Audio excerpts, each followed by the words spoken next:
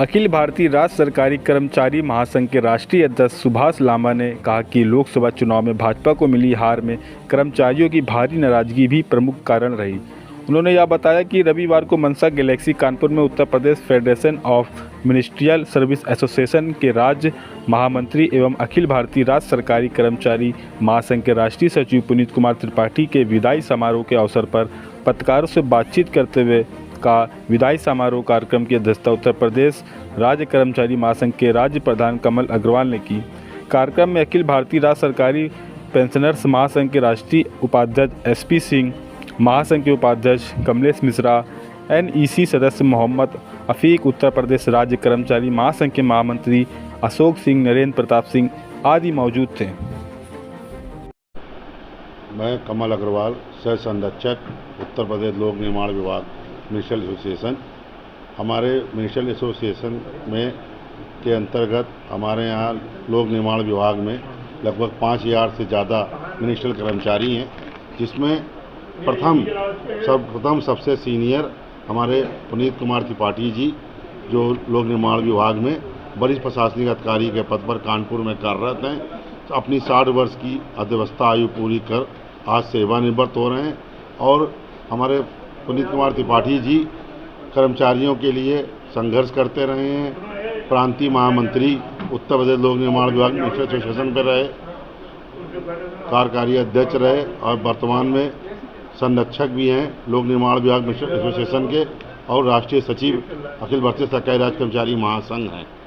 आज उनका 60 वर्ष पूरा हो रहा है, तो पूरे उत्तर प्रदेश से कर्मचारी यहाँ आ रहे हैं और विभिन्न विभागों से भी आके हम आपका सम्मान समारोह का कार्यक्रम यहाँ मनसा गैलेक्सी में कर रहे हैं। परिचय आज के कार्यक्रम के बारे में। सुभाष लांबा, राष्ट्रीय अध्यक्ष, all India state government employees federation.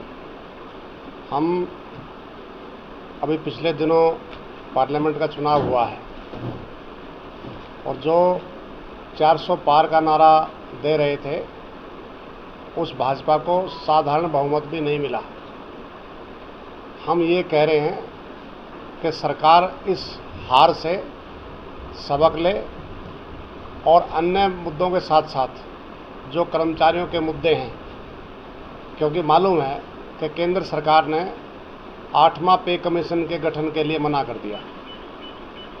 इसके अलावा जो पुरानी पेंशन बहाली है, जो करोड़ों कर्मचारियों की प्रमुख मांगों में शामिल है, उसके लिए भी 2 टूक मना कर दिया। जो संविदा कॉन्ट्रैक्ट आउटसोर्स पर कर्मचारी लग रहे हैं, उनको रेगुलर करना, समान काम समान वेतन देना, इसको भी सुनिश्चित करने के लिए सरकार ने मना कर दिया था। इसलिए सभी पब्लिक सर्विसेज को प्राइवेट हाथों में देने का फैसला सरकार ने किया। इस गति को तेज़ किया और उसी का परिणाम है कि सरकार दावे कुछ भी किए, लेकिन साधारण बहुमत भी नहीं मिला। अब हम सरकार से कह रहे हैं कि इस हार से सबक ले और कर्मचारियों के इन मुद्दों का समाधान करें। दूसरी बात, जहाँ यहाँ उत्तर प्रदेश में आदित्य योगीनाथ की सरकार है, आपको हम मालूम होगा कि जब से ये सत्तासीन हुए हैं, इन्होंने किसी भी कर्मचारी संगठन से ना तो मुख्यमंत्री ने और ना ही चीफ सेक्रेटरी ने कोई बातचीत नहीं की है। और यहाँ तक भी जो हमारा उत्तर प्रदेश राज्य कर्मचारी महासंघ है, जो सबसे बड़ा और पुराना संगठन है, उसको बार बार पत्राचार करने के बावजूद भी बातचीत के लिए समय नहीं दे रहे हैं। और यहाँ तक भी धरने प्रदर्शनों को रोकने के लिए एस्मा जैसे काले कानून का लगातार प्रयोग कर रहे हैं। इतना ही नहीं, बड़े पैमाने पर यहाँ पद खाली पड़े हुए हैं। आउटसोर्स सुविधा पर कर्मचारी काम कर रहे हैं और उन आउटसोर्स सुविधा कर्मचारियों को न्यूनतम वेतनमान तक भी नहीं मिल रहा। पीएफ, ईएसआई के भी ना काटने का और काट करके डिपॉजिट ना करने के आरोप यहाँ के संविदा ठेका कर्मचारी लगा रहे हैं।